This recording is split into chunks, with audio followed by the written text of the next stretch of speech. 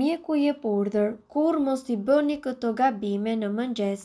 Nëse ju mendoni se ato 5 apo 10 minuta që shtyni alarmin do t'ju bëjnë që të ngopeni me gjumë. Në fakt nuk është as pak kështu. Në momentin që nisni të flini sërish do t'ju zërë një gjumë I thellë dhe sapo të vi ky moment, zilja do të bjerë sërish, çka do t'ju jap një ndjesi tronditje dhe nuk është as pak e mirë për shëndetin e zemrës tuaj. Mos u fusni direkt në gjendjen e punës, largohuni nga kontrolli I emailit sepse do t'ju prezantoj me stresin që në mëngjes dhe kjo nuk është as pak gjë e mirë as për ditën tuaj dhe as për shëndetin.